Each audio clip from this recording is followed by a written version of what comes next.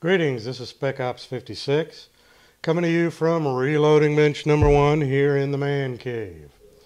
Now before we get to the subject of this video, I just wanted to ask you to please ignore the dorky looking microphone setup here. I'm trying some different things to see if I can improve the audio on my videos, so this is just a temporary setup, and we'll see how that goes.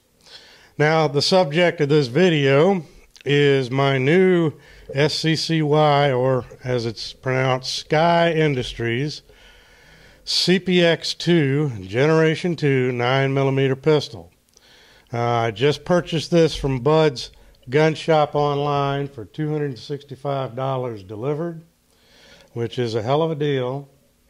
I just picked it up from Palmetto State Armory yesterday, and unless we get rained out, which is a possibility, I'm planning on taking it out to the range day after tomorrow and test it out. And I'll be videoing that range session and let you see how it performs and give you my my feelings and opinions on it after that. But for now, I just wanted to give you a preliminary look at it, my pre-range firing thoughts and review on it. So let's go and take a closer look at it, shall we?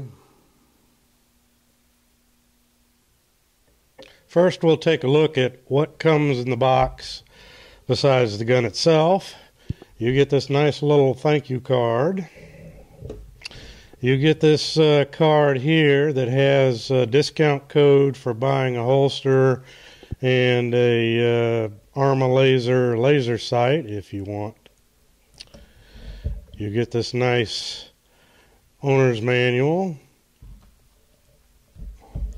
You get 2 magazines, which is real nice because most of your guns today, the manufacturers have cheapened out and only provide you with 1 magazine. And so getting two magazines for the price you pay for this gun is just amazing.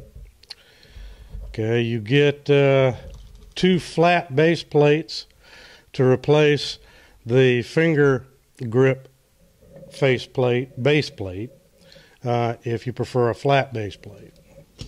You get the fired cartridge. You get this nice but pretty much useless trigger lock and 2 keys to go with it. Okay, well, before I give you my initial impressions out of the box on this pistol, I just wanted to remind you that for those that have seen my Kahr CW9 break-in saga videos, and even for those that haven't, and you should, this is the gun that I chose to hopefully be the Kahr CW9's replacement as my new everyday carry gun. I hope that it'll prove to be more reliable out of the box than the Kahr did. That we'll find out when I get to the range. But for now, my initial impressions of the gun out of the box is, first of all, I was a little surprised that the gun is actually a bit chunkier than I had anticipated. However, it's not too bad. The grip, obviously, since this is a double stack magazine, 10 rounds, then the grip is obviously going to be a bit thicker than the Kahr CW9 or Ruger LC9 and those types of guns, but it's not so thick as to be uncomfortable in my hand. The trigger pull on this gun is heavy and it's long. and it's a double action only trigger. In fact, it's a true double action only trigger pull, unlike the Kahr and some other double action only guns, because with the Kahr, once you've pulled the trigger the first time, if the primer doesn't go off, you have to rack the slide in order to reset the trigger to be able to pull it again.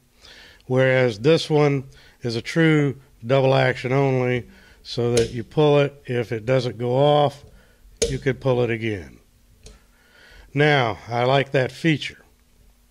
The overall fit and finish of this gun for its price is very, very impressive. As far as I can tell, just on initial handling it, looking at it, the fit and finish is every bit as good as the Kahr CW9 was. Every bit as good as other pistols of this type that I've looked at. I see no problems or defects at all in terms of the fit and finish. One thing that I don't like about this pistol right off the bat, though, is the trigger itself. Now, I don't know how much you can see here, but you can see the face of the trigger is serrated, and the trigger itself is very, very squared and has very sharp edges. It's a plastic trigger, which is not the problem. But for a double action only trigger, it should be more rounded and contoured and have a smooth face in order to be, in order to be comfortable. And it isn't the most comfortable trigger to pull because of those sharp edges. However, I can get a spare trigger from Sccy for about $5. And that's what I'm going to do, and I'll spend a little time contouring it and smoothing it, and I'll replace this one with that one as soon as I'm able to. Now, the trigger pull on this, as I say, it is long and heavy, and I knew that before I got it. I measured it. The trigger pull measures just about 10 pounds on average. But that's not a problem. That's about the same as a new out-of-the-box double action revolver. But it's a smooth trigger pull, and so that makes it a lot better. It's not a real problem when it's smooth. And in the middle of a firefight, when your hands are shaking and you're full of adrenaline, you're not going to notice that trigger pull in the least anyway. Well, that's about all that I can say about the gun so far till I've had a chance to shoot it. We'll find out if it's going to be a keeper or not. And I'll be very interested personally to see how it compares to that Kahr CW9 that I had, and that this will be replacing, hopefully. So until we can get out to the range and shoot it, and this is Spec Ops 56 saying over and out. You must figure I'm a real dangerous man.